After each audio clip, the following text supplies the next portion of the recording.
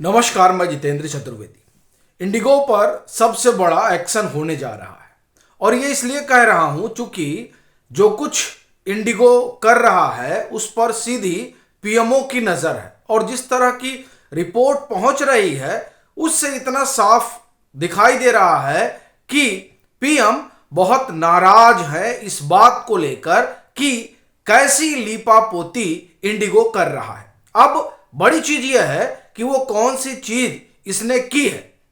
तमाम आप ये कहें कि कंसेशन के बाद और जिसको लेकर पीएम नाराज हुए, पहले उसको जानते हैं और फिर ये समझेंगे कि कौन सा एक्शन जो है वो होने जा रहा है।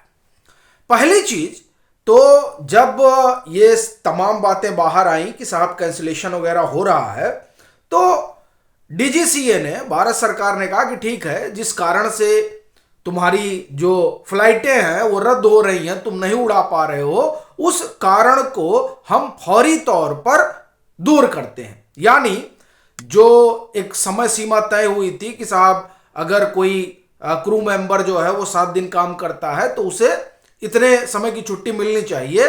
ये क्या किया कि सरकार ने कहा कि ठीक है, अभी इसको हम विड्रॉ करते हैं ताकि सेवाएं बहाल हो और फिर उसके बाद में इस पर विस्तार से बात की जाएगी। वो विड्रॉल हो गया, लेकिन उसके बाद में भी, और वो हुए तकरीबन 2 से 3 दिन हो चुके हैं, लेकिन इंडिगो के कान पर जू तक नहीं रहेंगी। अभी भी फ्लाइटें कैंसिल हो रही हैं। यानी सीधे सीधे सरकार को ठेंगा दिखाया जा रहा है, पहली चीज।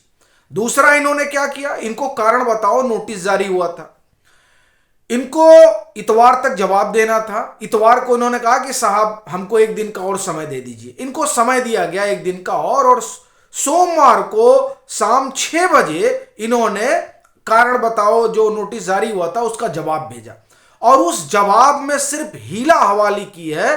किसने? इंडिगो ने। क्या कहा है? उन्होंने कहा कि देखिए, एक तो जो सरकार नियम लेकर आई थी उसकी वजह से जो थोड़ा हमको दिक्कत हो गई थी। बड़ी चीज यह है कि सरकार नियम लेके आई, उसकी वजह से तुमको दिक्कत हुई, लेकिन इन 2 दिनों में तुमने क्यों नहीं रिस्टोर किया, पहली बात। दूसरी बात यह कहता है कि टेक्निकल ग्लिच हो गया था।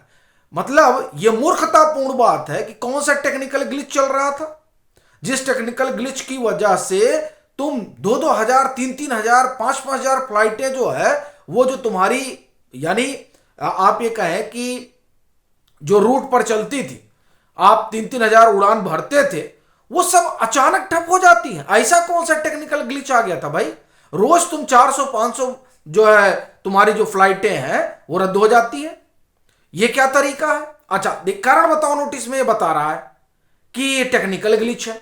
फिर इन्होंने क्या कहा कि देखिए क्या है कि जो एग्जैक्ट कारण है वो इतने कम समय में नहीं बताया जा सकता है। इसे कहते हैं कि एक तरह से कहा जाए कि वो एक तो चोरी, ऊपर से सीना जोरी, इसे कहते हैं।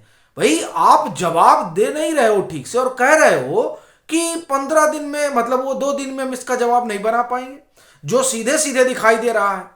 अब ये जो चीज है वो सीधे सीधे पीएमओ की नजर में है कि इंडिगो कर क्या रहा। अच्छा, एक और खेल इंडिगो खेल रहा था जिसकी जानकारी हो गई। खेल ये कि 610 करोड़ रुपए जो इसने रिफंड किए हैं, एक तरह से देखा जाए तो इसके मोड में ये था नहीं। ये क्यों कह रहा हूं? क्योंकि इसने जो फ्लाइटें इसने कैंसिल की, पहले तो इसने सबको राइट टाइम बुला लिया कि हाँ हाँ आपकी फ्लाइट राइट टाइम है। क्यों बुला लिया? अगर ये कहता कि नहीं आपकी फ्लाइट कैंसिल हो गई है, तब उसमें क्या होता कि अगर पहले ही बता दिया जाता कैंसिल हुई है, तब इनको तुरंत फुरत रिफंड करना पड़ता। लेकिन इनके मन में जो है एक अलग तरीका का ख्याल चल रहा था। उसी ख्याल के तहत इन्होंने पहले कहा कि सब राइट टाइम है। अब सारे पैसेंजर पहुंच गए एयरपोर्ट, उसके बाद में इन्होंने कहा कि नहीं साहब 2 घंटे लेट है, ठीक है, और उसके बाद में फिर 2 घंटे, 4 घंटे, 5 घंटे, 10 घंटे, यानी एक ऐसी परिस्थिति क्रिएट कर देना जिससे पैसेंजर ही उकता कर कहे कि हम अब टिकट कैंसिल करा रहे हैं। जब पैसेंजर ही कैंसिल कराएगा तो इनको रिफंड नहीं करना पड़ेगा, और अगर इंडिगो कैंसिल करेगा तो उनको रिफंड करना पड़ेगा। तो ये जो चालाकी इन्होंने बरती, ये चालाकी भी साफ साफ दिखाई दे रही है। और यही नहीं, ये अगर सीधे कहते कि फ्लाइट 4 घंटे लेट है या 5 घंटे लेट है, तो इनको जो यात्री है उसको सारी सुविधा मुहैया करानी पड़ती, उससे भी साहब ये बच गए। तो ये जो कुल खेल खेल रहे थे वो खेल सीधे तौर पर सरकार को दिखाई दे गया। अब सरकार को दिखाई दे गया, इन्होंने जो जवाब दिया वो भी सरकार को समझ में आ गया, और जिस तरीके से ये सबको मूर्ख बना रहे हैं वह भी जो है पीएमओ को दिखाई दे रहा है। तो अब क्या हुआ कि इनके जो चीफ ऑपरेटिंग ऑफिसर हैं और सीईओ हैं उनको डीजीसीए ने बुलाया है। 4 सदस्यों की कमिटी बैठी है। वो कमिटी जो है इनसे पूरा ब्यौरा लेगी कि क्या हुआ है। जो तुम ये नाटक कर रहे हो ना कि हम 2 दिन में नहीं बता सकते हैं, अरे सीधी सी बात है कि अगस्त माह में जो पार्लियामेंट की स्टैंडिंग कमिटी है सेफ्टी इसको लेकर एविएशन वगैरह की, उसने क्या कहा था? उसने कहा था कि जो सेफ्टी वाला मैटर है वो मैटर कंप्रोमाइज हो रहा है, और जिस चीज को लेकर ये इंडिगो जो है वो कह रहा है कि हम लागू नहीं कर पाए। क्यों नहीं लागू कर पाए भाई? वो जब सालों से चल रहा था और तुमसे कहा गया था, तुमसे यानी सभी एयरलाइन से बात कही गई थी कि भाई देखिए ऐसा है कि जो क्रू मेंबर है उनको रेस्ट दीजिए, और उसके लिए बाकायदे गाइडलाइन तय हुई। क्यों तय हुई? क्योंकि साहब जो रिपोर्ट आई स्टैंडिंग कमेटी की, उस रिपोर्ट में कहा गया कि आप इंफ्रास्ट्रक्चर के आधार पर देखें, पायलट के आधार पर देखें, क्रू मेंबर के आधार पर देखें, तमाम सारी दिक्कतें हैं। तो जो सेफ्टी नॉर्म्स है उस नॉर्म्स के लिहाज से तमाम सारी चीजें हैं जो होनी चाहिए। उसमें से एक ये भी है कि आराम का समय भी तय होना चाहिए। ऐसा थोड़े है कि आपने एक पायलट, एक नहीं दो पायलट हैं और उससे जो है आप एक दिन में जो है 20-20 घंटे काम करवा रहे हैं, तो ऐसे तो नहीं चल पाएगा। अब आप 12 घंटे 15 घंटे काम करवाइएगा, छुट्टी नहीं दीजिएगा, तो अगर कोई हादसा होता है तो उसकी जिम्मेदारी कौन लेगा? बड़ी चीज यह है कि ये तमाम चीजें स्टैंडिंग कमेटी के कहने के बाद भी हुई नहीं। इसमें डीजीसीए भी सवालों पर घेरे में आता है, और ये मैं इसलिए भी कह रहा हूं क्योंकि जब डीजीसीए ये देख रहा था कि इंडिगो जो है अपनी मनमानी कर रहा था, तो डीजीसीए ने तुरंत एक्शन क्यों नहीं लिया?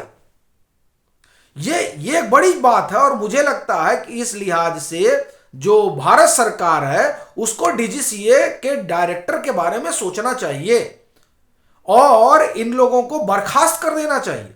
अभी देखिए जो हीला हवाली भरी चिट्ठी इसने दिया इंडिगो ने, और इंडिगो जो है वो सीधे सीधे क्या कर रहा है? वो एक तरह से कहा जाए कि सरकार को ठेंगा दिखा रहा है, और इसलिए सरकार को एक्शन लेना पड़ेगा, और ये उसकी तैयारी अब साफ साफ दिखाई दे रही है। जिसमें पहली चीज डीजीसीए वाली हो गई। अब ये जो है डीसीजीए, इनको इस पर एक तरह से कहा जाए कि जो बातचीत होगी उस बातचीत से तमाम सारी चीजें निकल कर आएंगी। तो इसीलिए डीजीसीए ने इनको सम्मन किया। और देखिए बात यहीं खत्म नहीं हो जा रही है। जिस तरह से इंडिगो ने काम किया है उसके बाद से अब चर्चा इस बात की भी चल पड़ी है कि संसदीय समिति भी इनको सम्मन करने वाली है। कहा तो यही जा रहा है, क्योंकि जो संसदीय समिति है उस संसदीय समिति के अध्यक्ष संजय झा है। संजय झा कह रहे हैं सीधे सीधे कि ये जो कुछ हुआ है ये किसी भी तरीके से अक्षम्य है। अब इसमें देखिए, इसमें एक सवाल सरकार को लेकर भी जुड़ा हुआ है। इंडिगो जो कर रहा था ये क्या सरकार को पता नहीं था? सरकार सो रही थी इस बात के इंतजार में कि जब कोई अनहोनी हो जाएगी तब हम जगेंगे। देखिए ये सारी बातें ठीक है, लेकिन जो एविएशन मिनिस्ट्री है वो अपने जिम्मेदारी से भाग सकती है क्या? नायडू साहब का बयान आया है, चंद्रबाबू नायडू का। अब वो जाहिर सी बात है उनका बयान आएगा चूंकि एविएशन मिनिस्ट्री टीडीपी के पास है। अब वो कह रहे हैं कि देखिए ये जो है ये इस वजह से ऐसा हुआ चूंकि इंडिगो ने गड़बड़ी कर दी है, और इसमें जो है एविएशन मिनिस्ट्री की क्या जिम्मेदारी है, एक मतलब वो इसमें क्या कर सकते हैं, इस तरह की बात हो रही है। और उनकी जवाबदेही जो है वो प्रधानमंत्री के प्रति है और पार्लियामेंट के प्रति है। अच्छा, तो मिनिस्टर क्यों बने? सबसे बड़ा सवाल यह है, जवाबदेही तो तय करनी होगी ना कि क्या कर रहे थे। ये सारी चीजें नाक के नीचे हो रही थी और मंत्री महोदय को पता ही नहीं था। ये एक बड़ा सवाल है। और सवाल यह भी है कि क्या सरकार को भी नहीं पता था? ये जो इनके बोर्ड ऑफ डायरेक्टर है इंडिगो के, उस बोर्ड ऑफ डायरेक्टर में अमिताभ कांत है। अमिताभ कांत जो है बड़े अफसर हुआ करते थे एक समय में भारत सरकार के, और उन्हें आप कहें कि पीएम का करीबी भी माना जाता था। वो वहां बैठे हुए थे और इंडिगो इस सब की हरकतें कर रहा था और किसी को दिखाई नहीं दे रहा था। तो ये जो सारी चीजें हैं ये सरकार को कटघरे में खड़ा करती हैं। अब कहा जा रहा है कि हाँ एक्शन में आ गए और एक्शन ले रहे हैं, लेकिन ये ऐसी स्थिति पैदा क्यों हुई? चंद्रबाबू नायडू कह रहे हैं कि एक कारण यह भी है कि मोनोपोली है। तो ये मोनोपोली कैसे पैदा हुई? सरकार में आप भी 1.5 साल से हैं। क्या आपकी नजर इस तरफ नहीं गई कि इस तरह की मोनोपोली है तो जो आपकी पार्टी है वो भारत सरकार यानी प्रधानमंत्री से बात करे? चूंकि आपके पास भी मिनिस्ट्री है, आप प्रधानमंत्री से बात करते और कहते कि ये गड़बड़ है, इसको सही किया जाना चाहिए। ये जो मोनोपोली है उसके खिलाफ किसने आवाज उठाई? तो यह भी एक बड़ा सवाल है जिस ओर सरकार को देखना होगा। और बड़ी मुसीबत यह है कि सरकार गिरने के बाद ही क्यों चेतती है? जब ये सारी चीजें चल रही थी तब भी सरकार को दिखाई दे रहा था। तो सरकार ने उस पर क्या किया? जाहिर सी बात है कुछ नहीं किया।